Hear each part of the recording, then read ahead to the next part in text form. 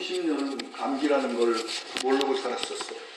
그래서 저는 감기를 안 걸릴 줄 알았는데 이게 정말 변하는 돌이라고 무영고사님이 그러셨는데 정년 퇴직하던 해에 감기를 호되게 앓았어요. 아, 그래서 이제 퇴직하면서 감기도 오는구나 그러고 있었더니 그 다음부터는 한 1년이나 2년마다 한 번씩은 앓는 것 같아요.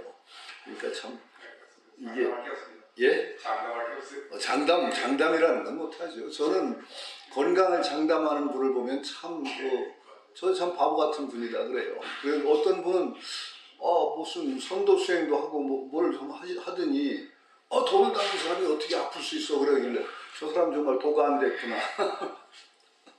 그래서 참, 정말 우스운 것이, 아니, 도 닦는 사람은 아프지도 않으면, 노너 같은 데 보면 공자 같은 분도 거의 혼수 상태에 들어가요. 논어에 나와요. 그 얘기가. 공자가 그 혼수 상태에 들어가서 병이 이제 좀 차가워서 의식이 돌아왔을 때 한 얘기가 나오고, 자로한테도 뭐 그런 얘기도 하고, 뭐 그런 얘기도 나와요. 그러면 아성이라고, 육아로 얘기하면 아성이라고 하는 아내는 왜 일찍 죽었을까요? 그거 명이라는 거는 그렇게 자기 마음대로 안 되는 게 명이에요. 명이라는 건 맹자 표현에 의하면은 막지치지자, 아무도 부르지 않는데 오는 것, 그게 명이에요. 그래서 명을 모르면은 논어의 맨 마지막이 뭐라고 나오느냐, 부지명무의군자야. 명을 모르면 군자가 될 수 없다, 군자라 할 수 없다 그래요. 명이라는 것을 인정해야 돼요. 우리가 아니 불교적으로 하면 연기고 인연이니까 이걸 인정하지 않고 이걸 부정하기 시작하면은 정말로 뭐가 닥치면 원망 쌓이고 내가 왜, 나는 왜 이런 마음이 들면은 불교적으로 하면 분노심이 증폭이 되고 이게 증폭이 돼서 다음에 더 나쁜 결과가 오죠.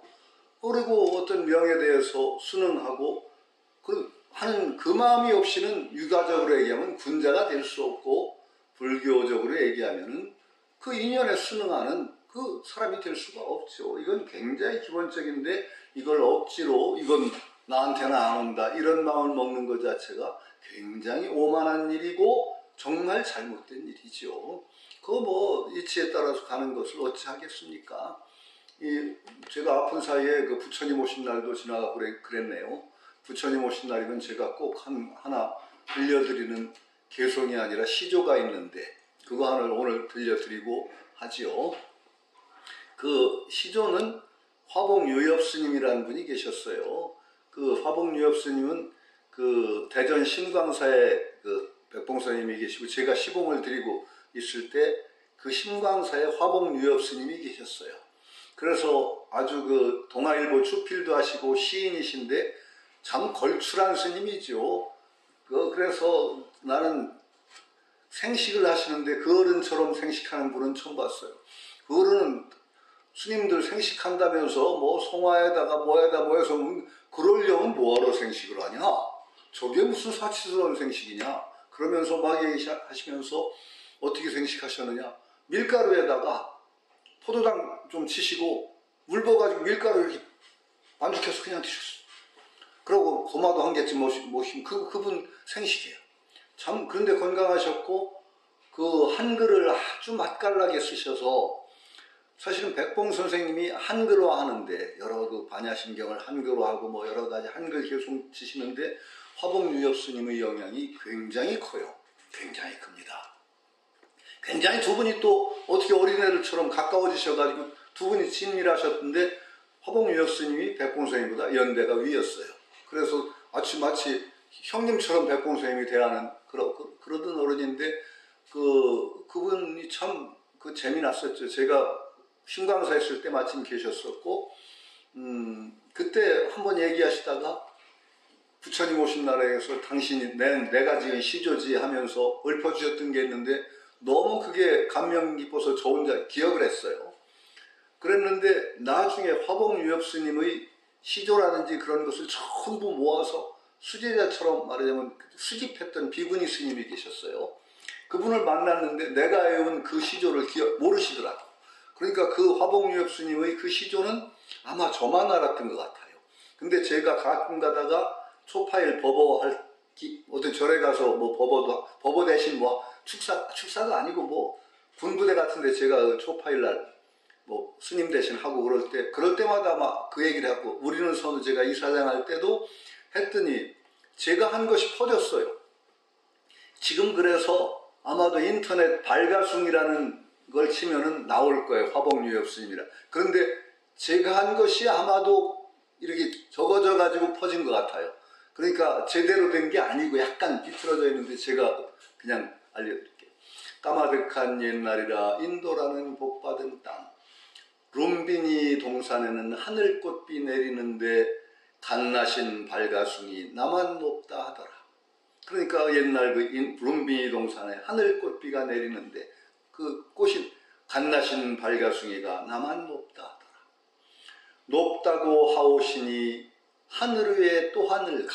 뭐 이제 시조니까 삼수입니다. 하늘 위에 또 하늘 가. 이제 하늘에 또 하늘인가를 또 하늘 가. 이렇게. 높다고 하오시니 발가숭이 나란 말가. 나라고 하오시니 발가숭이 나란 말가. 나라고 하니 이 가태어난 발가숭이 나란 말가. 외칠새 가뭇없을새 물을 곳도 없어라. 외칠새 가뭇없을새 이렇게 쓰셨어요. 외치고 나서 가뭇이라는 말을 선생님이 그 뒤에 즐겨 쓰셨는데 사실은 화봉스님한테 배우셨어요. 가뭇 없다, 자취 없다. 외치고 나서 이제 부처님도 열반하셨고 자취 없을새 물을 곳도 없어라. 이게 두 번째 시죠. 그 다음에 세 번째 시조는 그래요. 물을 곳 없댔더니 곳곳마다 발가숭이. 물을 곳이 없다고 했더니 곳곳마다 발가숭이. 놀라서 돌쳐보니 나도 또한 발가숭이. 놀라서 돌쳐보니라고 쓰셨어요. 돌이켜보니라는 뜻이. 놀라서 돌이켜보니 나도 또한 발가숭이. 오호라 나날 때 한 소리로세 기억 다시 새로운데. 오호라 나날 때 천상천하 유화독전이 나날 때 한 소리로구나. 기억 다시 새롭네. 이렇게 유협스님이 그 부처님의 천상천하 오신 그 의미를 3년의 시조로 읊으신 게 있어요. 발가숭이라고 했는데 아마도 인터넷 찾으면 나올 것 같아요. 아마 제가 얘기한 것이 퍼졌다고 저는 분명히 생각하는데 그 이전에 없었어요. 근데 제가 한 대로 뭐 놀라서 돌쳐보니 뭐 이런 말이 없고 돌이켜보니 뭐 이런 식으로 쓰여있던 것 같아요. 외칠새 가뭇없을새 이것도 뭐 그렇게 좀 쓰였던 느낌이에요. 그래서 정말로 그 말씀대로 부처님 오신 정말로 오호라 나날 때 한 소리로세 기억 다시 새롭네 하는 그런 어떤 그 부처님 오신 의미를 새긴다면 부처님 오신 날을 다른 느낌으로 맞을 수도 있겠다. 그런 생각이 들어서 늘 초파일 어떤 그 제가 또 하는 그런 데 가면 그 얘기를 꼭 해드리고 합니다. 가보기로 하죠. 아마도 수보리존자 얘기까지 했던 것 같아요. 수보리존자까지 읽었던 것 같아요. 수보리존자 얘기까지 제가 기억에 수보리존자 얘기까지 읽었고 그 다음부터 부르나 할 차리라고 저는 기억을 하는데 혹시 틀렸습니까? 하도 오래돼서 여러분들도 기억에 별로 없으실 것 같아요. 수보리존자는 제가 한 기억이 있고 수보리존자 마지막에 아주 충격적인 얘기가 나오죠. 충격적인 얘기가 수보리에서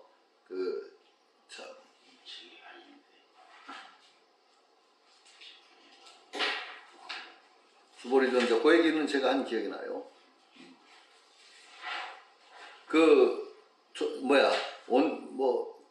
그대에게 음식을 보시한 사람들이 여전히 사막도에 떨어진다면 뭐 이 얘기를 하면서 이건 왜 나오냐? 스님한테 보시란 사람이 사막도에 떨어진다면 이 얘기를 하면서 이 얘기가 왜 나왔을까를 제가 한 기억이 나거든요. 그 당시에 스님들의 어떤 우월의식, 그러니까 마치 그 잘못된 불교의 중요한 양상 가운데 하나가 사람 외에 스님이 있다라는 그 생각이죠. 사람 외에 스님이 있다. 사부대중이 나뉘어지고 이것이 엄격하게 스님을 공경해야 된다. 출가자를 공경해야 된다는 것은 제가자의 의무고 아주 그 예법입니다.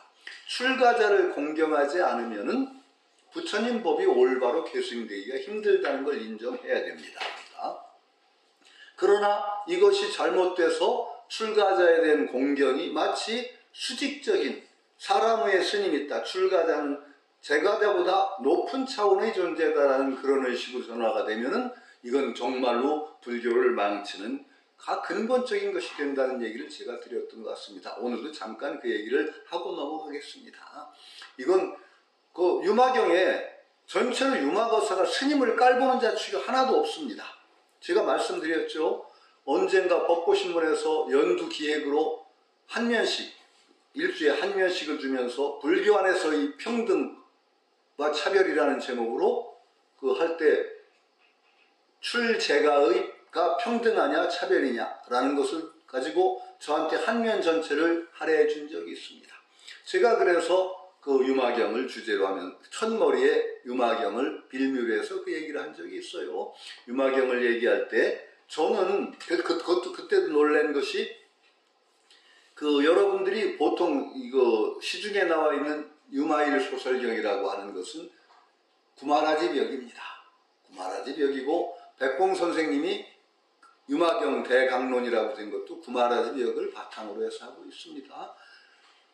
그런데 저는 그 학인들, 도반들하고 유마경을 여러 번 독송이 아니라 쭉 읽어가면서 공부를 했는데 이 장순영 거사가 한 이 설무구친경을 저본으로 해서 공부를 했습니다. 그때 기억이 아주 또렷하게 남았던 것이 유마거사가 법에 대해서는 한치도 물러서지 않죠. 10대 지대가 전부 혼나고 보살들이 전부 혼납니다. 그런데 그렇다고 해서 유마거사가 스님들에 대한 위의를 한치도 어긴 적이 없습니다. 보면 나오죠. 여기 나옵니다. 모든 존자를 만나면 발해절하고, 유마거사가 스님들의 발해절하고 법 얘기를 합니다. 그러니까 위의를 하나도 어긴 적이 없습니다. 저는 그것이 굉장히 감명이 깊어서 그 얘기를 빌미로 해서 썼어요. 글을. 이렇다. 진리에 대해서 한치도 양보 없이 거기에는 평등이다. 그러나 스님들 그분들에 대한 위의를 또 지켜주는 것이 제가불자의 예의다라는 것을 글을 열심히 그걸 빌미로 해서 썼거든요. 그러고 원전을 확인해야 될 것, 백봉선생님 유마경을 뚝 봤더니 발해절하고가 없어요. 없습니다. 유마거사가 와서 이렇게 말했다. 어떡하냐. 이게 웬일이야? 그래서 열심히 막 찾아봤더니 설무구친경은 발해절하고가 나오고 구마라지벽에는 발해절하고가 없습니다. 그러면 어떤 것을 저번으로 해야 될지, 저는 현장 법사의 설무구친경이 원래의 유마경 원전에 가깝다고 생각합니다. 여러분들도 앞으로 한번 쭉 경의 어떤 번역이 많은데 구마라지벽과 현장의역을 대조해보면은 구마라지벽은 쫙 소화를 해가지고 그 어른이라고 한 그러는 스님께서는 소화를 해서 그걸 자기가 소화한 것을 쫙 다시 풀어놓은 것 같은 느낌이 듭니다. 그게 굉장히 의역이 많고, 그런 의역이 많고 하다 보니까 오히려 멋있는 표현이 많습니다. 구마라지벽에. 우리가 즐겨 읽는 한 금강경의 사국의 같은 것들이 주로 구마라지벽을 통해서 나옵니다. 약견, 재상비상, 직견열애라든지 범소유산, 개시여망, 뭐 그런 것, 그리고 응무소주, 이생기심, 이런 표현들이 전부 구마라지벽입니다. 현장역에는 굉장히 범어에 충실해서 나와서 그런지 범어에 충실한 번역은 되지만은 그렇게 정말 의역으로 돼서 우리에게 탁 그냥 어떤 그 시사를 주는 그런 게 좀 적습니다. 그래서 저는 이 현장력이 저번에 가깝다고 보죠. 그래서 발해절하고 위의를 지켜주는 겁니다. 그러나 절대로 그것이 제가와 출가자의 어떤 수직적인 구조라고 생각하면은 제가불자 스스로 불법에서 자기를 소외를 시켜버립니다. 여기는 특히 백봉 선생님을 중심으로 해서 거사불교를 참 선양하는 도량입니다.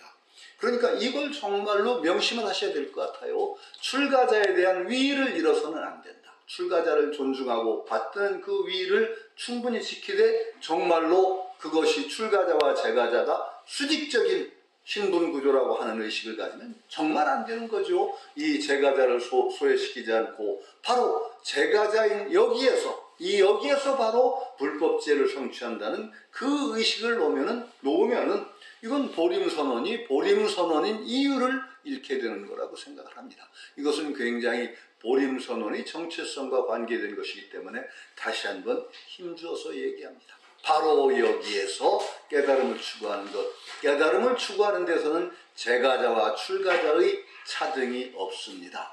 그리고 바로 그 스님들을 복전이라고 생각하고 우리가 받들어 나가는 것이야말로 불법을 존중하는 사부대중의 체계를 갖추는 데는 필수적입니다. 왜 그러냐 하면은 우리가 어떤 견인차 역할을 하는 분들이 있어요. 견인차 역할을. 스님들은 우리가 특별히 대접을 해드리면서 그런 견인차 역할을 하고 남들이 하기 힘든 그런 작업을 좀 집중적으로 해주십시오 하고 위촉을 하는 겁니다. 근데 위촉받은 사람이 자기가 존재가 위촉받은 건 까먹고 자기 존재가 스스로 높다고 생각하면 그거 참 큰일 나는 거죠. 큰일 납니다.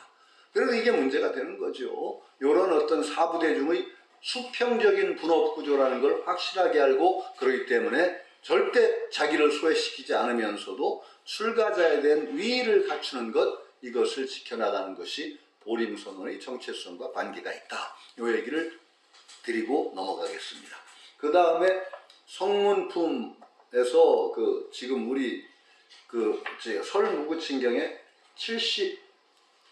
79쪽 제가 그래서 브루나에게 말씀하셨다부터 읽어보기로 하겠습니다. 오늘 제가 할 줄 모르고 책 안 가져오신 분들 많은 것 같은데 그러면 가지고 오신 분만 읽으시고 하죠. 뭐 혹시 가지고 다 계십니까? 영상으로 보시는 분들은? 예, 그러면 좋습니다. 여기 계신 분들은 가지고 계신 분만 읽고 쭉 그러면 79쪽 세존께서 다시 브루나에게 말씀하셨다부터 앞에서부터 읽어 나가 주시죠. 자, 처음에 여기부터 읽어보시죠. 세존께서 다시 브루나에게 말씀하셨다. 그대가 무구칭을 찾아듣고 문명하여라. 브루나가 말했다. 세존이여, 저는 무구칭을 찾아듣고 문명하는 일을 감당치 못하겠습니다. 그 이유는 이렇습니다. 예전에 저는 큰 숲에서 처음 배우는 비구들을 위해 법을 설하고 있었습니다. 그때 무구칭이 그곳에 와서 제 발에 절을 하고는 이렇게 말했습니다. 브루나여, 먼저 선정에 들어 비구들의 마음을 관찰하고 난 다음에 그들을 위해 법을 설하시오. 더러운 음식을 보배 그릇에 담지 마시오. 반드시 비구들의 마음이 어디 지향하고 있는지 먼저 확실히 알아야 할 것이니 값으로 따질 수도 없는 사파리어 보석을 깨지기 쉬운 유리 구슬과 혼동해서는 안 됩니다. 존자 브루나여, 모든 중생들의 근기의 차별성을 살피지 않고서 보잘것없는 근기가 수용하는 법을 주어선 안 됩니다. 저들 스스로는 상처가 없으니 그대가 상처를 주지 마시오. 대도를 행하고자 한다면 작은 길을 제시하지 마시오. 햇빛을 저 반딧불과 비교하지 마시오. 큰 바다를 소 발자국 안에 넣으려고 하지 마시오. 수미산을 겨자씨 안에 넣으려고 하지 마시오. 대사자우를 불신승의 울음소리와 함께 취급하지 마시오. 존자 브루나여, 이 비구들은 전에는 대승의 마음을 내었는데 최근에 와서 보리를 키워나다가 그 마음을 잊었을 뿐이요. 그러니 어찌 성문승의 법을 보여주겠소. 내가 성문들의 지혜를 살펴보니 미천하기가 태어날 때부터 앞을 보지 못하는 장님 이상으로 캄캄해서 대승이 없습니다. 그들은 중생의 근기와 지혜를 관찰해도 그들 근기의 날카롭고 우림을 분별할 수 없습니다. 예, 거기까지요.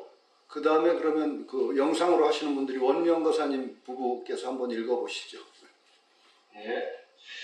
그리고 무구칭은 이 같은 뛰어난 상매에 들어가서 모든 비구들이 한량없는 속세의 차비를 기억해낼 수 있도록 했습니다. 즉 그들은 과거 500명의 부처님의 처소를 섬기면서 모든 성근을 심고 한량없이 뛰어난 공덕을 쌓아 안욕따라 삼약삼보리의 마음으로 회양했었습니다. 비구들이 숙세의 일을 모두 기억하자 보리를 구하는 마음이 다시 현재에 드러났습니다. 그들은 즉시 무구칭의 발에 머리 숙여 절을 하였습니다. 그러자 무구칭은 법을 설한 것을 인연으로 그들이 안욕따라 삼약삼보리의 마음에서 다시는 물러나지 않도록 하였습니다. 세존이여, 당시 저는 이렇게 생각했습니다. 성군성들은 남들의 생각과 근기의 성향을 알지 못하니 여래에게 말씀드리지 않고서는 어느 누구에게도 결코 법을 설해서는 안 된다. 이렇게 생각한 이유는 성군성들은 중생의 근기의 낮고 못함을 잘 알아내지도 못하고 부처님이신 세존처럼 늘 선정 상태에 있지도 못하기 때문입니다. 이 때문에 저는 그를 찾아뵙고 문병하는 일을 감당치 못하겠다고 한 것입니다. 예, 거기까지 우선 하나 끝났으니까 잠시 얘기하고 가죠. 여기는 이제 그 대승법, 근기를 잘 판별해서 정말로 대승법을 얘기해야 된다. 첫째로 근기는 중생들은 모두 대승의 근기를 가지고 있다는 큰 긍정에서 출발해야 된다라는 것이죠. 정말로 교육이라는 것은 언제 정말로 맞춤형이라고 표현하나요?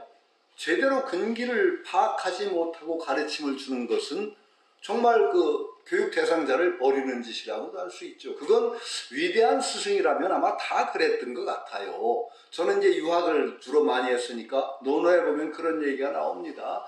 공자도 참으로 똑같은 얘기를 정말 다양하게 해요. 그래서 예를 들어서 이런 얘기가 있습니다. 어떤 제자가 선생님, 공자한테 물어요. 올바른 일을 들으면 바로 실천을 해야 될까요? 그러니까 공자가 딱 그럽니다. 실천하거라. 똑같은 얘기를 딴 제자가 물었습니다. 올바른 일을 들으면 바로 실천을 해야 될까요? 그러니까 공자가 말합니다. 부형이 계신데, 윗어른이 계신데 어떻게 네가 올바른 얘기 들었다고 곧바로 실천하냐? 물어보고 해라. 그래서 딴 제자가 두 현장에 다 있었어요. 그래서 공자한테 묻습니다. 선생님, 쟤한테는 전에 그 올바른 얘기를 들으면 바로 실천하라고 하더니 쟤한테는 어르신이 계신데 어르신들이 있는데 어떻게 네가 올바른 얘기 들었다고 바로 실천하느냐 물어보고 해라 그러니 저 헷갈립니다. 왜 그러셨습니까? 왜 공자가 하죠? 처음에는 자꾸 약간 자신감이 없어 물러서는 애야. 그래서 내가 좀 지켜서 용감하게 나가라고 한 거지. 두 번째 자로라는 제자죠.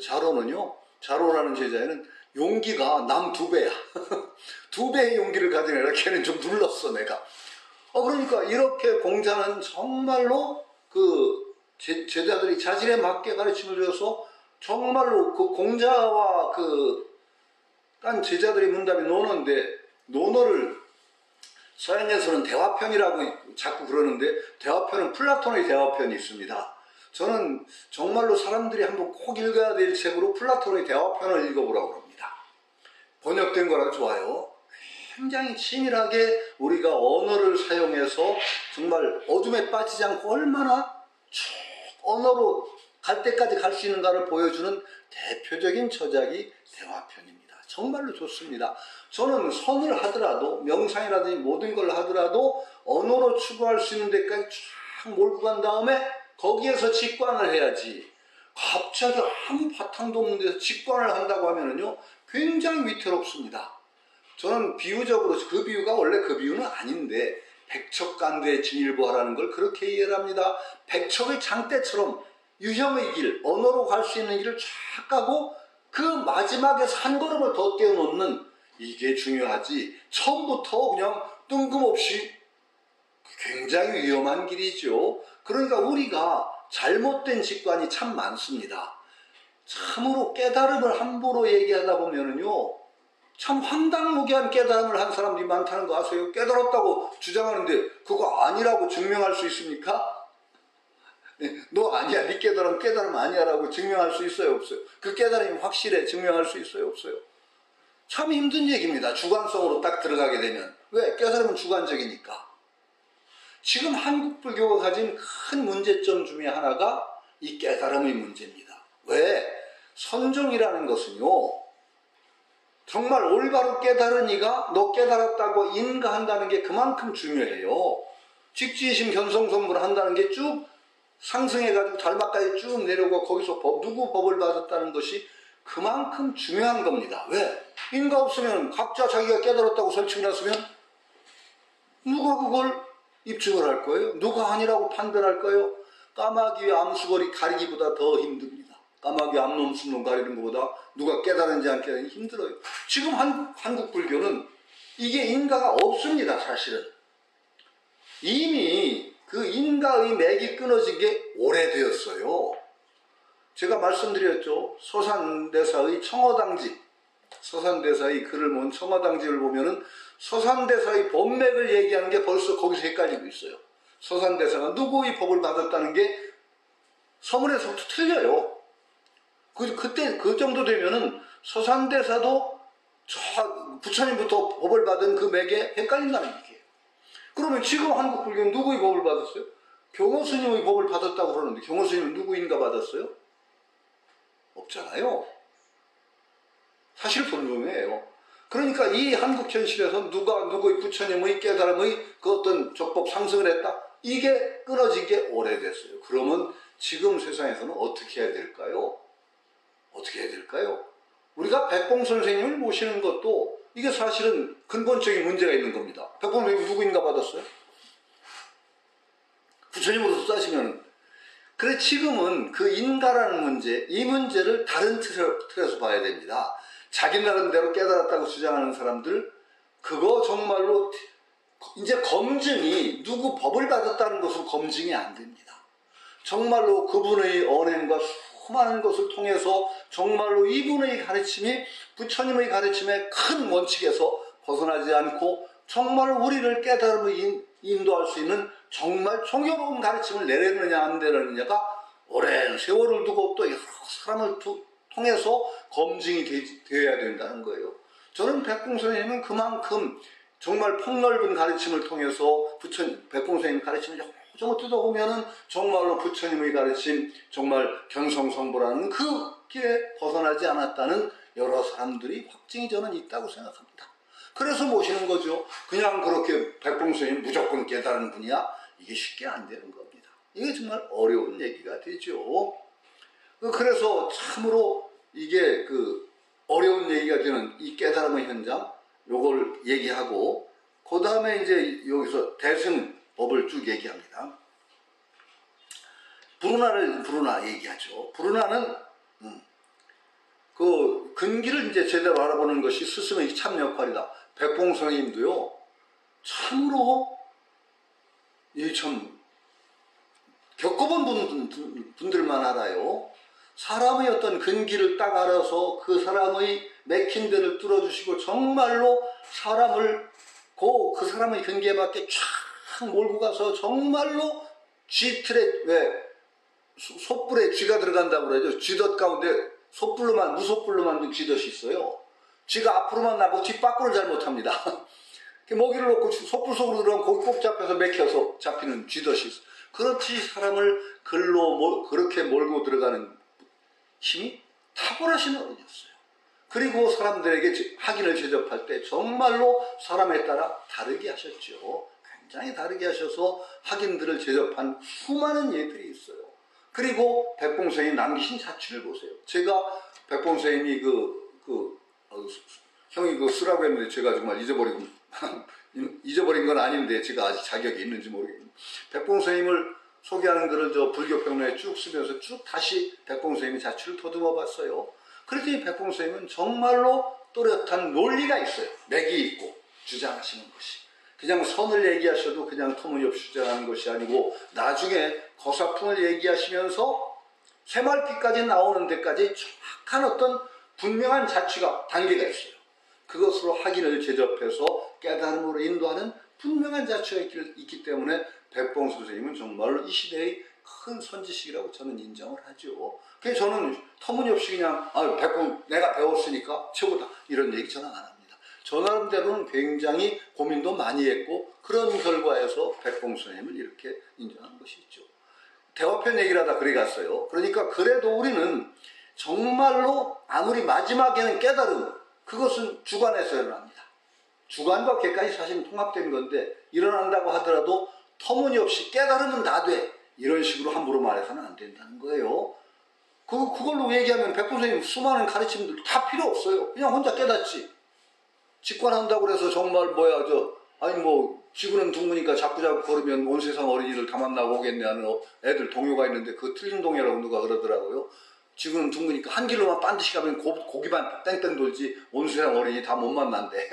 그 정말 동요 가지고 시비하는 사람 봤는데. 아니 그러니까 제가 얘기하잖아요. 지구는 둥그니까 자꾸 걸어나가면 뭐로 가도 서울만 가면 된다? 천만의 말씀을요. 부산에서 뭐로 가도 서울만 된다고 남쪽으로 걸어가 보세요. 서울구나. 그런 터무니없는 직관을 주장하는 분들도 있단 말이에요. 이거 안 되죠. 그래서 저는 대화편도 한번 읽어보라고 하는 거예요. 논리라는 것이 그만큼 중요해요. 논리를 통해서 어둠에 떨어지지 않고 우리가 갈 수 있는 그 마지막에 정말 정확한 지점에서 직관을 하려는 노력이 할 때 터무니없는 엉뚱한 직관 안 할, 위험에 빠지지 않을 그것이 보장이 되죠. 굉장히 중요해요. 대화편이 달라요. 그런데 동양권에서는 공자도 그렇고 부처님도 그렇고 아마도 논리보다는 또 깨달음이라는 데가 좀 직관적으로 사람의 그 근기를 파악해서 바로 딱 찔러주는 그 힘이 탁월하셨던 것 같아요. 탁월해요. 논어를 읽어봐도 서양의 플라톤의 대화편하고는 전혀 달라요. 예를 들어서 논어의 대화는 불친절하게 이루 짝이 없어요. 예를 들어서 증자한테 갑자기 얘기를 해요. 공자가. 증자가 있는데 증자야. 증자라고 하지. 삼이에요. 증자의 이름이. 증삼. 삼아. 내 돈은 하나로 꿰뚫어져 있단다. 그러니까 증자가 뭐라고 한 줄 아세요? 예. 끝이에요. 대화가. 이게 무슨 신나락 하면 나의 돈은 하나로 꿰뚫어져 있다. 그러니까 증자가 예. 그렇죠. 그러고서 공자가 나가요. 그러니까 주변에 있던 제자들도 멍하죠. 이 말이 설문답 같아요. 그러니까 제자들이 이게 무슨 말씀 하신 겁니까? 그랬더니 증자가 풀어서 말해줘요. 그때 선생님의 도는 충서야. 충서라는 것으로 일관되어 있지. 이렇게 해서 끝나요. 서양 애들이 서양적인 철학적으로 보면 이거 무슨 대화가 이래? 근데 많은 사람들은 어떻게 이해를 하느냐? 증자가 도달한 지점을 공자가 정확하게 파악했다는 거죠. 여기가 조금 그냥 여기 알까 말까 여기서 맥혀 있구나. 고기를 공자가 탁 튀어주니까 증자가 바로 정말 그냥 갑갑하던 고기가 탁 튀어주니까 탁 예 하고 대답했다는 거죠. 이런 양식의 가르침이 많고 불교의 선도 사실은 그런 거하고 비슷해요. 탁 막혀 있을 때 탁 튀어주는. 그래서 거기서부터 뭔가 정말 그 깨달음이라는 것이 자기화되는 그런 과정들이 많단 말이죠. 스승이라는 건 사실은 그런 역할을 해야 되죠. 논어로 공자를 얘기했으니까 오늘은 좀 공자 얘기 좀 많이 해야 되겠어요. 이런 얘기가. 공자가 가르칠 때도 불분불계 불비불반 거이루 불이상반 즉 불부야라는 말이 논어에 나와요. 불분불계라는 건 뭐냐면은 사람이 분발을 해서 공부하려는 어떤 열정이 딱 일어나가지고 그 마음이 일어나지 않으면 앞길 열어주지 않는다는 거예요. 선생이 가서 열어주는 법은 어때요? 제자가 쫙 마음이 일어나서 분발심을 일으켰을 때 그걸 탁 열어주고 불비불발 알기는 아는데 뭔가 표현을 못해서 입안에서 탁 맴돌 때 탁 찔러서 탁 입을 틔워준대. 요거야. 마지막은 또 재밌어요. 거의로 불이 상호반 즉 불부야. 네 모퉁이가 있는 물건에 한 모퉁이를 가르쳐주면 나머지 세 모퉁이는 제자가 알아야 돼. 한 모퉁이 가르쳐줬는데 세 모퉁이를 제자가 알아서 딱 알아채지 않으면 더 안 가르쳐준대. 그러니까 제자 되기도 힘들어요. 이게 말하자면 동양권이라고 할까? 뭔가 논리에 치중하는 것보다는 정말 그 사람의 어떤 도달 지점, 그것에 맞춰서 탁 스승이 띄워주는 공부의 모습이 논어 같은 데도 나오는 것 같아요. 불교는 부르나 여기 보면은 조금 더 나가죠. 가르침을 베푸는 데서 가장 중요한 것은 피교육자의 가능성, 무한한 가능성을 바탕으로 해서 얘기해야지 그들의 그릇을 잘못 알고 근본적인 그릇이 완성체라는 것에 대해 바탕에서 얘기를 해줘야지 그들의 그릇을 좁혀놓고 얘기하면은 사실은 아무리 배워도 제 그릇을 못 채운다는 얘기를 하는 거예요. 부처, 본래 부처라는 큰 긍정에서 설법을 해야지 당신 설법을 하는 거면 소승적인 견해 거기에 딱 매달려서 하고 있으니까 사실은 잘못하면 그런 가르침을 받으면 아무리 용을 써도 그들은 소승의 어떤 거기서 막힐 수밖에 없다. 소승의 길에 막힌다. 사람들이 가끔 얘기하는데 저는 굉장히 그 말을 뭐로 가도 서울만 된다가 아니라 결국은 마찬가지 아니야. 기독교나 불교나 뭐 부처님 가르침이나 예수 가르침이나 결국 다 궁극적으로는 하나로 통하는 거 아니야? 이렇게 얘기하는 분들이 있어요. 어떻게 하실래요? 저는 전혀 아니올시다. 전혀 아닙니다. 이거요. 정말 대종이 틀리면 엄청나게 달라진다는 걸 알아야 돼요. 대승이 왜 중요하냐?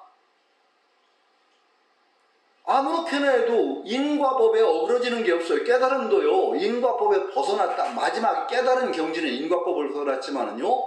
깨달음을 추구하는 것도 인과 과가 분명해요. 요 인을 가지고 가면 요 과가 나오는 거지. 콩 심으면 콩이 나고 팥 심으면 팥이 나는 거지. 인과를 무시하고 아무렇게나 아까도 같은 데로 가? 이곳에서 이거 무슨 콩가루 집안 얘기입니까? 대승법을 닦으면 대승의 큰 깨달음이 오고 소승법을 닦으면 작은 깨달음이 옵니다. 이걸 무시하면 안 되죠. 그래서 대승의 길에 들어간다는 건 그만큼 중요한 거예요. 백봉선생이 괜히 말씀하신 거예요. 대승의 범부가 될지언정 소승의 성과를 탐하지 말라. 이거 무서운 말이거든요. 소승의 성과를 탐하면 결국 소승의 길에 머물러요. 우리가 가다 못 가더라도 대승의 길을 가다 멈추면 다시 이어서 대승의 길을 가요. 이것도 똑같아요. 논어에도 또 나오네요. 오늘은 자꾸 논어 얘기를 하네요. 공자가 한 말이 있어요. 수소도 필유가관전 치원공리 고분자불이야. 자그만 길이라도 꼭 볼만한 건 있다. 모든 자그만 길이라도 볼만한 게 다 있어요. 그러나 공자 말 치원공리 그 길로 계속 가다 보면 멀리 가지 못하고 막힌다. 더 못 간다는 거예요. 그 군자는 그런 소도는 추구하지 않는 것이다. 대도라는 건 뭐냐? 대승이라는 건 뭐냐? 우리를 궁극까지 안내하는 거예요. 부처되는 궁극으로 안내하는 거예요. 소도는 뭐냐? 거기까지 못 가는 거예요. 문제가. 물론 영원히 못 간다는 건 없겠죠. 소승의 길을 가다가 거기에 머무르면 나중에 정말 또 다른 인연으로 대승의 가르침을 통해서 부처되는 큰 길을 갈 수 있겠지만 정말로 어느 한정된 세월 속에서는 소승법에 막혀서 머무를 가능성이 많아요. 그게 정말 엄청나게 긴 세월일 가능성이 있단 말이죠. 그러니까 대승의 길을 정말 대승의 범부가 될지언정 소승의 성과를 탐하지 않는다는 그 자세를 잃어버리고 정말 조그만 뭐가 얻으려는 거기에 머무르면 정말 큰일 나는 거죠. 그러니까 우리가 대승의 길에 몸을 담았다는 거, 백봉선생님 말대로 대승의 범부가 될지언정 소승의 성과를 탐하지 않는다. 성과. 이걸 모토로 삼지 않으면 안 돼요. 그래서 설법을 할 때도 분명하게 모든 중생의 큰 가능성, 이것을 바탕으로 하되, 그 다음에 중요한 게 있어요. 큰 가능성은 다 같아요. 큰 가능성에서 그 다음에 근기로 드러나요. 근기로 드러날 때 큰 가능성만 믿고 무조건 큰 가능성을 두고 얘기하면 어떻게 될까요? 이건 또 아무도 못 알아들어요. 큰 가능성이 근기라는 것에 의해서 어떻게 한정 지어져 있는가? 큰 가능성은 있는데 그 사람의 가능성이 어떠한 조건 속에 이렇게 한정되어 있는가를 또 바로 알아야만 그것을 탁 터뜨려서 큰 가능성으로 인도해 주죠. 위대한 스승이라는 건 두 가지를 바르게 하는 거예요. 정말 근본적인 가능성을 올바르게 알면서도 그 사람의 조건을 또 분명하게 알아요. 근기라는 것은 두 가지예요. 근과 기. 그 사람이 놓여 있는 조건, 그 사람의 자질, 그 다음에 그 사람이 처해 있는 환경, 요 두 가지를 분명하게 알아서 요것을 탁 터뜨려서 큰 가능성으로 열어줘야 돼요. 요 두 가지를 바라는 게 중요하단 말이죠. 큰 가능성을 망각하고 사람들을 우선 한정시키게 되면은 절대로 그 사람들을 온전한 경지로 이끌지를 못해요. 그러나 또 한편으로 큰 가능성을 알고 바르게 지혜에 의해서 그 사람의 근기를 파악하지 못하면은 또 인도할 방법을 몰라요. 방편을 찾을 수가 없어요. 그래서 큰 가능성을 올바르게 알고 그 다음에 그들을 인도하는 방법, 그 사람의 근기에 따른 올바른 방편을 찾는 것, 이 두 가지를 갖춘 사람만이 올바르게 설법을 해서 인도할 수 있다. 이것이 바로 그 부르나, 설법제일 부르나에게 준 가르침이죠. 대승에서 물러서지 않게 하는 것. 그러니까 나중에 유마경은요, 좀 제가 얘기한 대로 성문승 아주 그냥 막 팍팍 눌러요. 옛날 우리 얘기하면 오니월에 개구리 발톱 팍팍 밟아라 뭐 그런 노래가 있어요. 그런데 정말로 여기서는 성문승은 막 그냥 밟히는 거예요. 그러니까 유마경의 특징이라는 걸 아셔야 돼요. 나중에는 불교가 이제 조금 이게 열리고 나면은요, 이게 유마경은 성문승과 대승이 충돌할 때의 경전이에요. 충돌할 때. 그래서 대승의 선명성을 정말 또 선명하게 드러내자면 안 될 때 쓰여진 경전이라는 걸 아셔야 돼요. 그래서 차별성을 극단적으로 드러내요. 나중에 법화경이라든지 금강경 같은 경우는 이러지 않아요. 정말 다른 건 아셔야 돼요. 금강경만 딱 읽어도 여러분 얼마나 다른지 아시죠? 수보리는 성문이에요? 보살이에요? 수보리는 성문이에요. 성문. 수보리 존자는 성문승 10대 제는다 성문이에요. 성문승이 첫 번째 물은 게 뭐예요? 부처님한테? 부처님을 찬탄 뭐라고 하죠? 수보리가? 세존께서는 선혼염 제보살하고 선부촉 제보를 하십니다. 참 보살을 삼혼염하고 참 선부촉하시는군요. 그러면서 보살의 도리를 묻잖아요. 수보리가. 보살이 안욕따라 한마 어떻게 항복 심어야 됩니까? 성문을 통해서 보살의 도가 나오는 게 금강경이에요. 이게 달라요. 성문과 보살의 차별이 금강경은 벌써 무너져요. 이게 굉장히 경전설이 중요해요. 그러니까 경전의 성립 연대에 따라서 성문과 연각의 차별성을 얼마나 뚜렷하게 드러내느냐? 이게 달라요. 나중에 법화경 같은 데가 어떻게 돼요? 해삼귀일이에요. 아예 해삼귀일.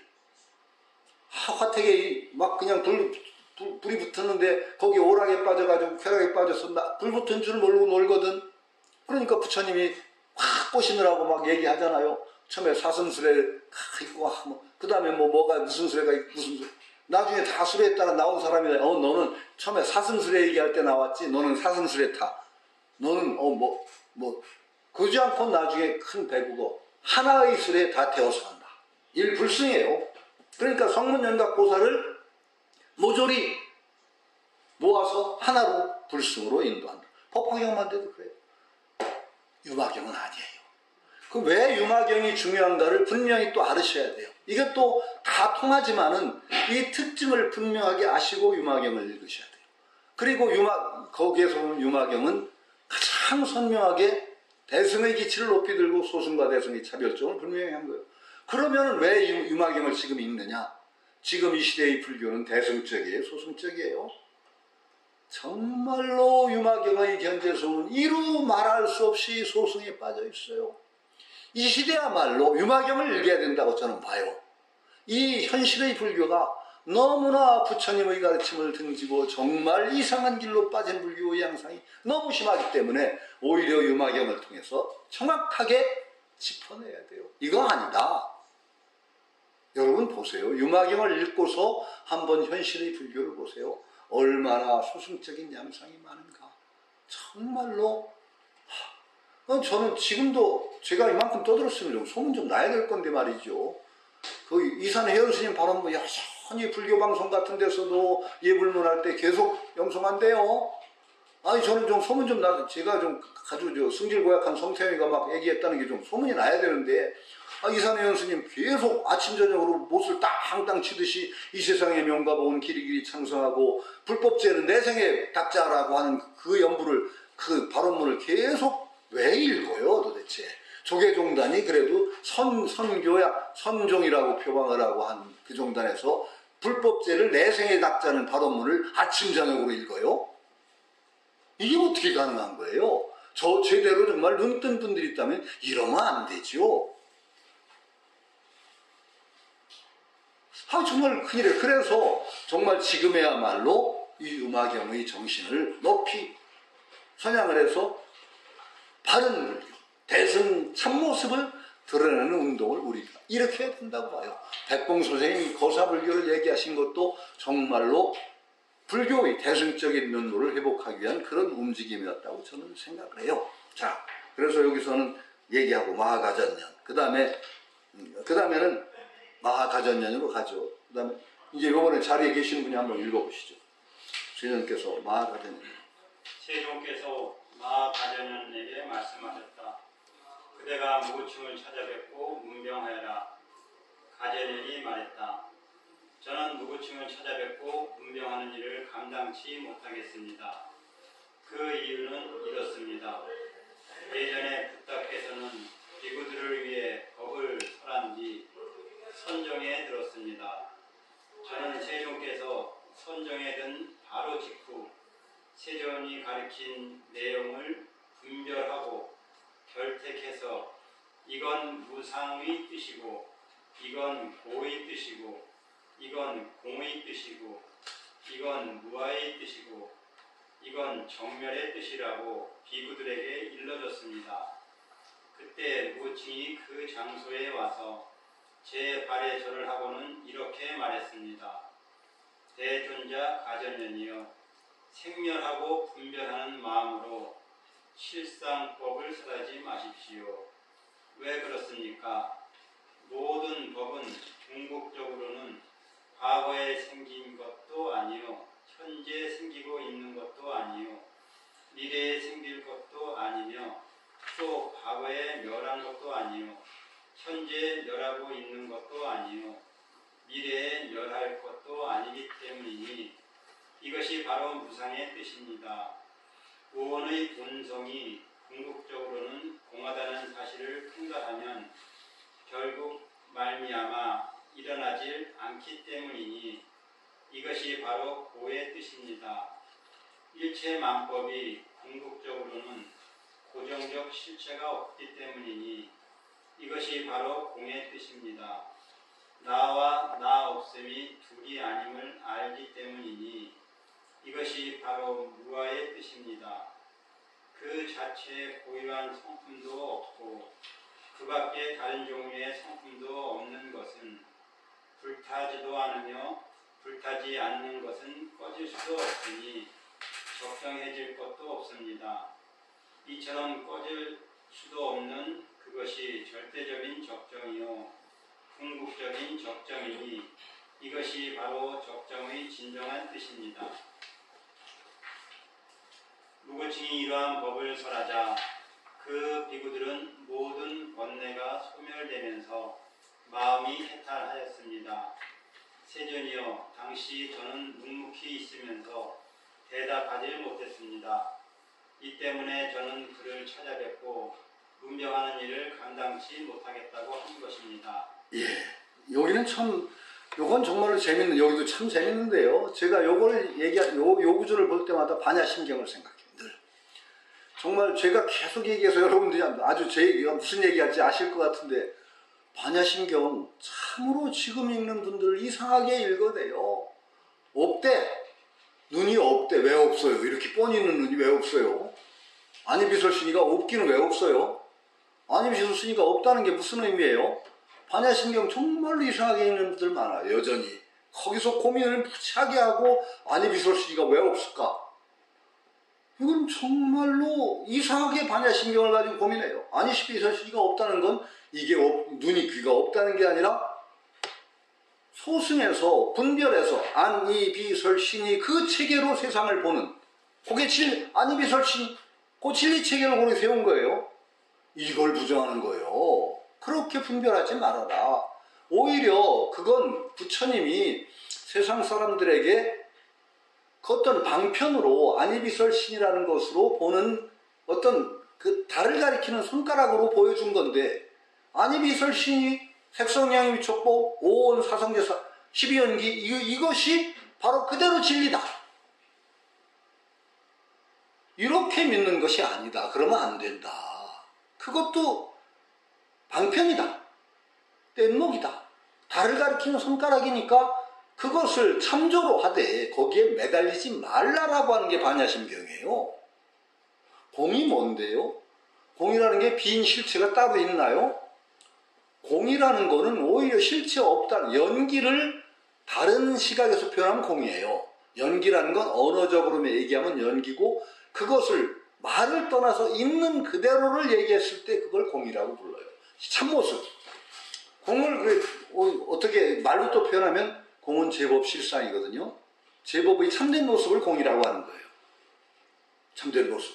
공이 따로 있는 것이 아니잖아요.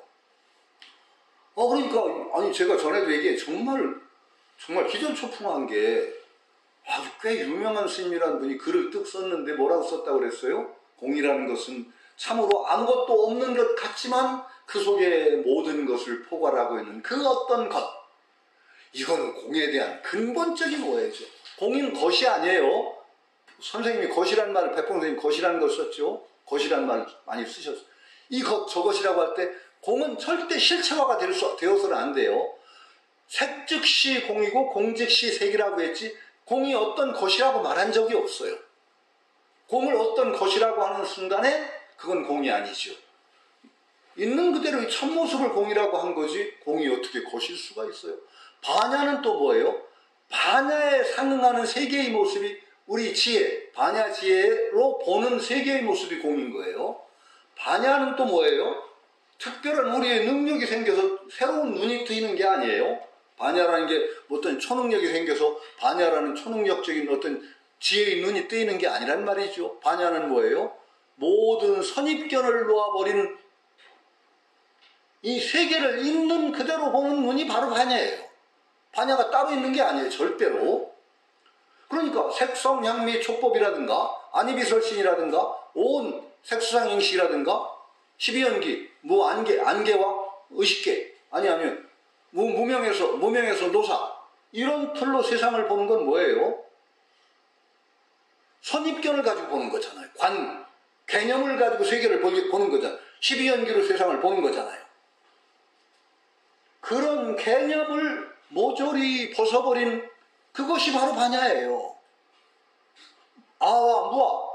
아라는 건 우리 중생의 관점에서 자꾸 아에 매달리기 때문에 무아라는 것을 얘기해요. 부처님이. 그럼 무아가 말 그대로 진리인가요? 내가 없나요? 내가 없기는 왜 없어요? 이렇게 있는데.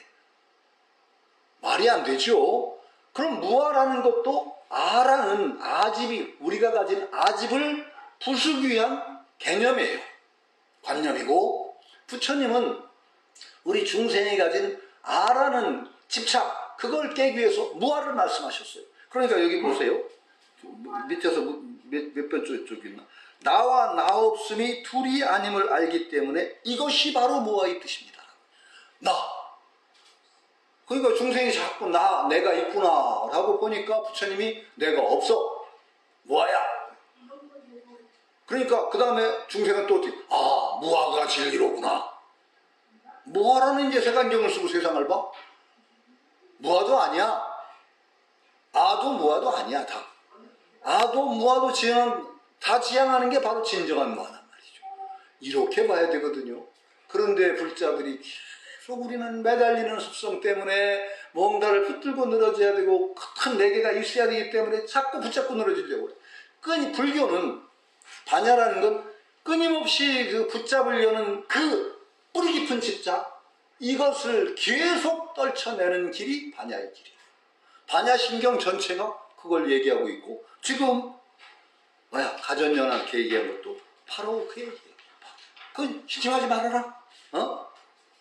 그렇게 보지 말아라. 바로 공이라고 하는 것이 바로 실상 그 자체일 그것일 뿐이지 공이라는 것이 따로 있는 것이 아니다. 모든 상대적인 관점, 집착을 놓아버린 거기가 바로 공이요. 그게 바로 반야다. 이렇게 얘기하는 거죠. 이게 그런데요. 이게 참 구름 잡는 소리 같아도 굉장히 우리 삶에 적실한 얘기입니다. 여러분들이 이 관점을 가지시게 되면 사람을 대하는 데 달라져요. 사람을 대할 때 우리는 사람을 딱 보면 저 사람은 어떤 사람이라는 관념을 가지고 오죠. 다 코틀에서 그 사람을 자꾸 규정하려고 그래? 그런데 이런 것이 어떻게 적용되냐?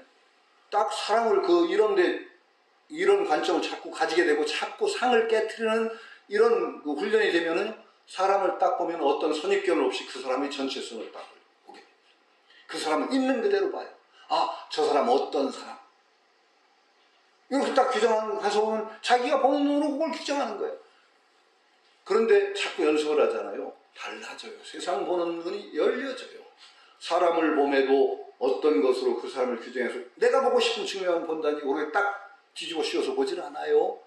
다 털고 정말 지혜의 눈이 열리게 돼요. 지혜의 눈이 열리게 되면 어떻게 되느냐? 신선해요. 삶이 신선해져요. 우리가 어떤 딱 찍어서 보던 그 눈에서부터 벗어나서 한 사람을 봄에도 그 사람의 어떤 보이지 않던 그런 측면들이 전체성이 싹 드러나서 보이게 되고, 세상을 보면도 그래요. 우리가 이런 선입견을 가지고 찍어보던 세상에서 벗어나서 참으로 있는 그대로의 모습을 보는 대로 끊임없이 우리는 발전하게 되죠. 이것이 굉장히 중요한 계기예요. 이게 구름 잡는 얘기가 아니에요. 딱 나의 선입견에 집착, 악연이라고 그러죠. 아인 중생수의 사상이라든지 장자에도 그런 얘기가 있어요. 성심이라고 그래요. 성심. 누가 그래서 예전에 공부할 때 성심은 성태용 마음 아니냐 그러는데 그게 아니고 선입견이라는 게 성심이에요. 장자에서도 성심을 버리는 게 세상을 바로 보는 첫걸음이에요. 다 성심을 가지고 있거든 우리는. 이미 자기 형성된 마음. 불교에도 성심을 가지고 불교 어떤 진리도 성심을 가지고 본단 말이에요. 이루어진 이미 선입견을 가지고. 이것을 버리는 길이 바로 장자식으로 얘기하면 성심을 버리는 것이 반야예요. 이룰 성자. 예, 이루어진 마음. 뭔가 자기가 이미 이 선입견으로 가지고 있는 마음. 이것을 버리는 것이 정말로 재물론 편이나 세상의 어떤 상대적인 것을 벗어나서 정말로 진실을 볼 때 성심을 버린다. 이게 똑같은 얘기예요, 사실. 그래서 마하가전연에 하는 얘기하는 것도 그런 얘기다라고 보시면 될 것 같아요. 그 다음에 아나율로 가보죠. 그 다음에 무영고사님 읽어보실까요? 순서대로. 세존께서는 아나율에게 말씀하셨다. 그대가 무구칭을 찾아뵙고 문병하여라. 아나율이 대답하였다. 세존이여, 저는 무구칭을 찾아뵙고 문병하는 일을 감당치 못하겠습니다. 그 이유는 이렇습니다. 예전에 저는 큰 숲속의 한 곳에서 경행을 하고 있었습니다. 그때 엄정이라는 이름을 가진 범천왕이 1만 명의 범천들과 함께 대광명을 부리면서 제가 있는 곳을 찾아와 절을 하면서 물었습니다. 존자 아나율이여, 그대가 더덕한 천하는 얼마나 볼 수 있습니까? 저는 그 범천왕에게 이렇게 대답했습니다. 대성은 알아야 하오. 나는 이 석가모니 부처님의 삼천대천세계를 마치 손바닥 안에 암라 열매처럼 봅니다. 그때 무구칭이 그곳에 와서 제 발에 절을 하고는 이렇게 말했습니다. 존자 아나율이여, 그대가 터득한 천하는 행하는 동광무사님 마이크 끄세요. 예. 아니면 행하는 모습이 없는 것입니까? 만약 행하는 모습이 있다면 외도의 오신통과 같은 것이요, 행하는 모습이 없다면 그것은 무의이니 본다는 것이 있을 수 없습니다. 존자께서 터득한 천하니 볼 수 있다는 건 무엇을 말하는 것입니까? 세존이여, 당시 저는 묵묵히 대답할 수 없었습니다. 그러나 범천들은 무구칭의 설법을 듣고 경이감에 차서 즉시 무구칭에게 예의를 표하며 물었습니다. 이 세상에서 누가 참다운 천안을 얻었습니까? 무구칭이 말했습니다. 부처님이신 세존께서 참다운 천안을 얻었습니다. 적정을 버리지 않고서도 모든 불국토를 보는데 대립적인 상이나 갖가지 차별상을 짓지 않습니다. 이 말을 듣자 엄정 범천왕과 1만 명의 범천은 모두 안욕따라 성약 한보리의 마음을 일으켰습니다. 그들은 무구칭에게 예의를 표하려는 훈련이 사라졌습니다. 이 때문에 저는 그를 찾아뵙고 문병하는 일을 감당치 못하겠다고 하는 것입니다. 예, 여기까지 천안제일 아나율이죠. 천안제일, 천하통이 제일이죠. 여기서는 상당히 이제 신통의 문제와 연결돼서 그냥 일반적인 논리로 얘기하기가 좀 힘든 부분이 있어요. 이건 본다는 문제입니다. 근본적인 뭐냐? 여기 근본적인 핵심은 뭐냐? 여러분들이 본다 하시면은 다 보는 게 아니에요. 이걸 아셔야 돼요. 자, 본다. 보는 순간에 어떻게 되느냐? 보는 것과 보는 주체와 보는 객체가 쪼개져요. 보는 자기가 있게 되고 보여지는 세계가 있어요. 세계와 자기가 딱 상대적으로 되는 순간에 세계의 참모습은 언제나 불확정성 원리라는 거 요즘 많이 하죠. 사실 불확정성 원리가 바로 여기에 적용돼요. 나와 대상이 쪼개지는 순간에 내가 보는 순간에 세계가 보는 행위가 세계에 영향을 미친다는 거 아세요? 상호작용이에요. 그래서 절대로 있는 그대로의 모습이 드러나지가 않고 말하자면 분열이 일어나요. 보는 주체와 보는 대상의 분열이 일어나고 그 상황에서는 절대 서로 영향을 주고받기 때문에 있는 세계가 그대로 드러날 수가 없어요. 진정 세존의 봄이라는 건 뭐냐? 정말 세존의 봄. 야, 정말 무서워요. 이제 한번 제가 비유를 들어서 얘기해 볼게요. 제가 누가 얘기했더니 그게 어디 경전에 나오냐고 불교 학자가 송 교수님 가끔 가다가 이상한 얘기를 하는데 굉장히 자기한테 영감을 준다고 하면서 했던 얘기였어요. 그래서 저도 어서 들은 거. 자, 이제 삼매를 얘기할 때 제가 비유를 전해야겠어요. 다 외에도 말하자면 우파니샤드라든지 인도 요가의 삼매는 어떤 삼매냐? 철학이 달라요. 버마이르라고 해서 붓다, 브라만과 아트만이 하나라는 걸 삼매 속에서 체인을 해요. 브라만과 아트만이 하나는 우주의 근본과 나라는 것이 둘이 아니다. 이게 우파니샤드라든지 힌두교의 삼매에서 추구하는 거예요. 그럼 어떻게 돼야 돼요? 나만 존재해야 돼, 세계에. 나만 남고 다 지워져야 돼요. 그러니까 요가의 삼매, 말하자면 우파니샤드의 삼매는 내 속에 완전히 몰입되다 보면 세계의 잡대한 현상이 다 차단이 되고 나만 독존해. 나만 오로지 남아요. 그럼 어떻게 돼요? 우주와 내가 하나인 것이 체험이 돼요. 거기에서. 그러니까 나 속으로 완전히 몰입돼서 요가 삼매의 인도적인 요가의 삼매의 기본은 뭐냐? 감각의 차단이에요. 다 감각 차단하고 나중에는 의식도 다 차단하고 오로지 나의 의식만이 독존하는 체험을 해요. 오로지. 그러면 우주에 나밖에 없잖아요. 그럼 거기에 나와 우주가 하나라는 체험이 거기서 강렬하게 와요. 둘이 아니게 되죠. 그러니까 우파니샤드 철학이라든지 그쪽의 삼매는 옆에서 벼락이 쳐도 몰라요. 왜? 다 차단했으니까. 나밖에 없으니까. 벼락이라는 건 현상이고 헛된 거예요. 다 차단. 불교에도 이런 삼매가 들어와요. 삼마디라고 하는 것으로 들어온 거예요. 정. 그래서 불교의 삼매도 그런 식의 체험이 상당히 도움이 돼요. 왜? 비상비비상처, 공무변처, 식무변처, 비상비비상처, 처라고 붙은 것은 무조건 다 뭐라고 이해하셔야 되냐? 마음이 맞는 거예요. 처는 실제가 아니에요. 공이 무변하다. 공이 끝없이 펼쳐져 있다. 무변하다. 그 심상을 만들어서 그 심상 공간 속에 자기를 완전히 몰입시켜서 공무변처라는 것으로 몰입을 하는 거예요. 그게 불교의, 이제 그거 다 우파니샤드의 삼매, 상쾌야 요가 학파의 말하자면 삼매 것이 들어온 거예요.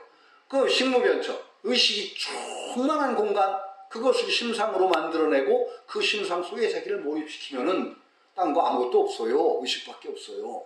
근데 이건 다 철하고 불러요. 그건 진리가 아니에요. 있는 그대로의 모습이 아니에요. 자기가 의식적으로 만든 공간이죠. 철하는 건 언제나. 그래서 우파니샤드라든지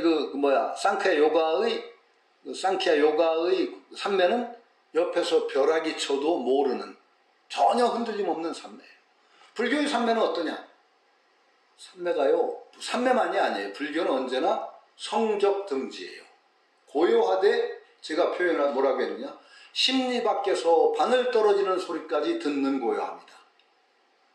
심리 밖에서 바늘 떨어지는 소리까지 듣는 고요합니다. 자, 심리 밖에서 바늘 떨어지는 소리까지 들으려면 마음이 얼마나 고요해야 될까요?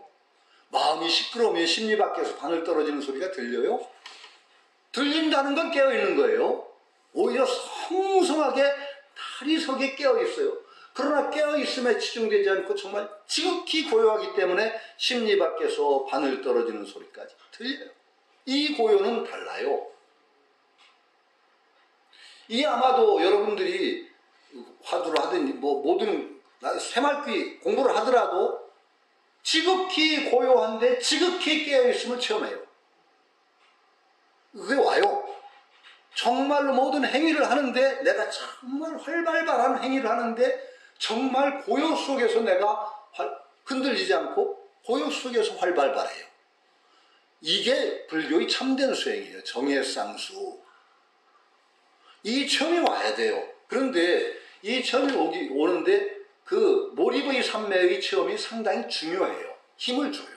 이걸 무시하지는 않아요.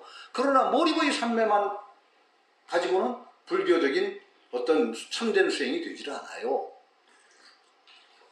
부처님의 참된 수행은 언제나 정예쌍수예요. 정과 예가 함께하고 모습을 잘 굴리는 것, 모습을 잘 굴리자는 것 속에 이미 정이 깔려있고 희가 깔려있어서 깨어있되 모습을 잘 굴리자는 그 속에는 언제나 고요함이 바탕이 돼 있어요. 그 나중에는 정말로 심리 밖에서 바늘 떨어지는 소리까지 듣는 고요가 와요. 여러분 정말로 이렇게 되면은 공부가 등력처라고 그래요. 힘을 얻는 자리가 있어요. 자기 공부가 물론 다 공부가 쭉 나가는데 반드시 등력이라고 해서 어떤 힘을 얻는 자리가 있어요. 공부가 하루 하면 하루만큼 발전하면 누가 공부를 안 하겠어요. 하는 만큼 보이는데 다 공부하죠. 안 보여요. 공부를 하고 수행을 하는데 이게 되는지 안 되는지 정말 깝깝하고 환장하게 안 돼. 그러다가 어느 날 등력처라고 해서 이런 체험이 한 번은 강렬하게 오면은 힘이 나요. 한바탕 뛰어요. 이걸 비약이에요. 등력처가 있어요. 그런데 그 등력처 중에 중요한 등력처가 정말 고요함과 깨어있음이 함께하는 것을 여실하게 체험을 할 때 그 뒤에 공부가 쉬워져요. 정말 아무리 시끄러운 것 속에 있어도 시끄러움을 다 들으면서도 정말 고요함이 있어요. 정말 아니 갑자기 왜 제가 해명해주면 지극히 고요해만 들려요. 아니 한시가 갑자기 생각나네요. 그 위음무리진 시인데 흙은 족추야 그대를 생각하는 이 가을밤 산보 영양천 서늘한 바람 속에 어정거리면서 읊조린다. 산공송자락 텅 빈 산에 솔방울 떨어지는 소리겠죠. 텅 빈 산에 솔방울 떨어지니 그 유인 숨어 사는 그대도 지금 잠 못 들고 있겠지 하는데 거기 얘기하는 건 산공송자락이에요. 텅 빈 산에 솔방울 떨어진다. 참 그 고요함만으로는 고요함이 드러나지 않는데 솔방울 떨어지는 소리가 툭 하는 그것이 고요를 드러내주죠. 그러니까 우리 깨어있음, 정말 고요함과 깨어있음이 정말 산공송자락 같아요. 텅 빈 산에 솔방울 떨어지는 소리까지 탁 듣는 시인의 마음, 그게 고요와 깨어있음이 저는 함께 있다고 생각하거든요. 이걸 비유하면 어떻게 되느냐? 이제 정말 그 심리 밖에서 바늘 떨어지는 고요함을 어떻게 이제 다시 이제 비유를 하면은 제가 전에도 얘기했어요. 검객이 상대방과 검을 마주하고 있는데 하수일수록 생각이 많아. 하수일수록 저 사람의 발꿈치를 봐야 되겠구나. 아니면 눈동자를 열심히 봐야지. 아니면 호흡을 숨 쉬는 걸 봐야 돼. 그런데 그거 다 속일 수 있거든요. 발꿈치 움직이면 속일 수 있고 눈동자 속일 수 있고 호흡도 자기가 속일 수 있어요. 그런데 그것만 보면은 제대로 못 봐. 다 못 봐. 호흡만 보면 딴 거 못 보고 발꿈치 보면 딴 데 못 보고 그리고 또 하수일수록 저 친구가 이렇게 공격을 해오면 그 다음에 이렇게 맞고 그 다음에 내가 이렇게 역습을 하겠다. 근데 그렇게 안 해오면 어떻게 돼요? 말짱왕이잖아. 진정한 고수의 경지를 제가 비유를 했어요. 진정한 정말 검의 고수라면은 정말 오히려 아무 생각이 없어. 검을 딱 마주하고 있는데 정말 마음이 오로지 답이 없어. 정말 아무 생각이 없이 맑아. 정말 아무 텅 비었어. 그렇기 때문에 오히려 상대방에서 털끝만한 허점이 들어가면 자동적으로 칼이 난다. 정말 마음이 텅 비었기 때문에 어떤 공격이 들어와도 자연스럽게 막아. 자, 한번 보세요. 이 검객의 경지를 우리가 이제 상상력을 발휘해서 생각해 보세요. 이 검객의 마음, 그런 상태에 있는 검객한테 정말 마음이 텅 비어서 온전하게 비어있는, 그러면서도 온전하게 깨어있는 거예요. 이게 바로 심리 밖에서 바늘 떨어지는 소리까지 듣는 고요가 그 검객의 상태에 있어요. 지극히 고요해. 그러나 상대방의 어느 동작 하나도 놓치지 않는 고요야. 그런데 그런 상태에 있는 검객한테 당신은 존재하시오? 너 있어? 하고 물어보세요. 아마 뭐라고 대답할까? 내가 있나? 내가 있다는 생각도 없어. 나라는 관념도 없어. 상대방의 관념도 없어. 그냥 그대로 있는 그대로가 여실히 드러나 있을 뿐이지 너와 나라는 구별도 거기는 없어. 온통 누리가 있는 그대로 전체성에서 그대로 환하게 드러나 있을 뿐이지 내가 너를 본다? 없어요. 아나유르의 천하는 보는 나와 보여지는 세계가 있어요. 아나유르의 천하는, 그러니까 얘기한 거예요. 유마가사가. 그렇게 하면은 외도의 오신통이다. 벌써 주관과 객관이 분열되지 않았느냐. 당신을 본다는 주체와 보여지는 객체가 분열되고 그 사이에 본다는 행위가 있다는 식으로 돼 있으니 그건 어떤 외도의 오신통이다. 이거 아니다. 부처님의 진정한 정말 성적등지의 봄이 아니다. 그런데 봄이 없다고 치면은, 봄이 없다고 하면 뭐 아무것도 작용이 없는 건데 보기는 뭘 봐? 그때는 본다는 것도 없다. 그러면 당신의 천안을 어떻게 설명하냐? 당신의 천안이라는 게 당신이 세상을 본다는 걸 한번 제대로 얘기해봐라. 어떻게 보는 거냐? 이거 정말 어려운 문제지요. 지금 얘기한 대로, 그러면 제가 얘기한 어설픈 비유를 통해서 검객이 정말 상대방과 검을 마주하고 있을 때 나라는 생각도 상대방이라는 생각도 없고 있는 그대로 그냥 세계가 온전하게 드러나 있는 봄이에요. 쪼개짐도 없으면서 그냥 그 속에서 온전하게 세상이 환하게 있는 그대로 드러난 상태, 이것이야말로 열애의 봄이다. 부처님의 봄이다. 이렇게 얘기하고 있어요. 이거요, 뜬금없다고 생각하지 마세요. 여러분도 체험이 돼요. 아니, 이렇게까지 궁극적으로 가지 않더라도 여러분 어떤 때 이 새말기라든지 모습을 잘 굴자 수행하다 보면은 정말로 대상과 내가 저것을 본다는 의식도 없이 온 환하게 속에서 내 행위 하나하나가 정말로 여실하게 고요 속에서 움직이는 체험이 와요. 그 체험 오시면은 이제 궁극적인 데는 그것도 없겠지만 환희도 와요. 환희까지 와요. 그걸 느꼈을 때 환희도 이제 지나가야 되는데 와요. 그러면은요, 정말 오히려 여러분들의 행위 하나하나가 정말 모든 상황에 딱 들어맞는 그런 행위가 거기서 이루어지면서도 의식적으로 하지 않되 그런 것이 되는 체험이 옵니다. 너와 내가 분열되고 내가 뭐를 하고 이런 분별로 하는 그것이 아닌 정말로 온전하게 깨어있는 속에서 하나의 허점도 없이 이루어지는 행위들이 되는 순간이 온단 말이죠. 이것이 차츰차츰 공부를 해나가면 체험이 돼요. 그래서 깨어있는 이걸 비유하자면 어떤 거냐, 이렇게 얘기할 수도 있어요. 우리의 마음은, 요거 이제 설명하자면 이렇게 돼요. 본다는 걸 우리의 마음은 얼룩덜룩이 마음이에요. 얼룩덜룩이 마음이라는 건 반드시 우리는 뭘 보면 여기 그늘이 생겨요. 요걸 보면 여기가 안 보이고, 요걸 보면 여기가 안 보이고. 그렇죠? 우리는, 여러분들 의식을 한번 잘 반성해 보세요. 그런데 공부가 되어 나갈수록 그늘이 없어져요. 깨어있어요. 관념이라는 것을 가지지 매개로 하지 않고 자꾸 선입견을 버리고 있는 그대로를 보아나가는 체험이 생기면은 그늘이 줄어요. 그래서 부처님의 마음을 우리가 비유하자면은 온전히 깨어있는 마음, 한 군데도 그늘이 없는 마음. 이게 바로 부처님의 마음이라고 저는 생각을 해요. 선사의 마음도 그런 마음이라고 생각해요. 선문답이라는 건 뭔 줄 아세요? 저는 이렇게 제가 틀릴지 모르지만 그냥 들어요. 선문답이라는 건 그 사람의 마음이 온전히 깨어있는가를 테스트하는 거예요. 선문답. 푹 찔러요, 아무데나. 근데 이 사람이 그늘이 있는 데를 푹 찔리면 당하는 거예요. 선사는요, 진짜 제대로 공부된 분은 아무데를 가서 푹 찔러도 바로 나와요. 검객이 온전히 깨어있기 때문에 어떤 데서 공격이 들어가도 자동적으로 턱 받아, 이걸 이렇게 막아야지가 아니에요. 생각하면 벌써 한 칼 맞아 죽는 거야. 생각하는 순간 이미 칼 맞아 죽은 거라고 써요. 그 선문답을 우습게 생각하는 사람을 보면 참 바보예요. 선문답은요, 외워가지고 되는 게 아니에요. 한 군데도 마음이 비어있는 데가 없고 깨어있기 때문에 어디다 칼을 날려도 탁만.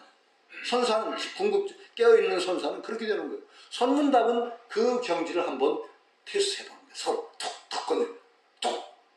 근데 그게 정말 생각 없이 깨어있기 때문에 턱 나와요. 턱 나와요. 툭 던지면 턱 나와요. 그거 외워서 하는 사람도 있대요.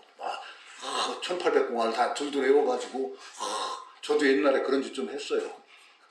아니거든요.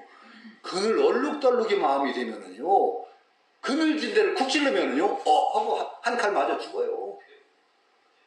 이거 자기 스스로 알아요. 내가 얼마나 온전하게 깨어있는가는 자기 공부를 들여다보면 다 아는 거예요. 그걸 억지로 해서는 안 되죠. 여러분들이 수행을 하면 할수록 얼룩덜룩이 마음, 그늘진 데가 있고 깨어있는 데가 있고 트라시되던 마음이 차츰차츰 온전하게 깨어있으면서 고요함이 함께하는 마음으로 차츰차츰 한 걸음씩 나아가요. 나날이 여러분들 새말귀 같은 수행을 통해서 그쪽으로 가고 있는 자신을 느낄 수가 있을 거예요. 그런 여정이 계속될 수 있기를 저는 바라는 거죠. 정말로 오늘 또 주제넘게 많이 또 저도 못한 소리 많이 떠들었어요. 오늘 여기서 마치도록 하겠습니다. 감사합니다.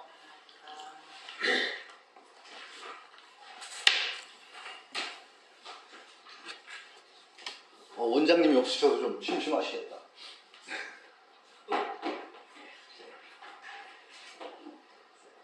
스님 이제 그 불교 학자시고 이제 유교 아니시고 저 전적이 많이 들어있는 건 유교 전적이 더 많이 들어있어요. 그러니까요.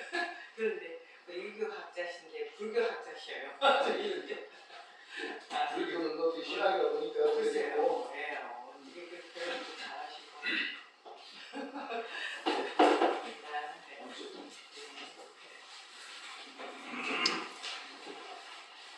10분 휴식 갖겠습니다.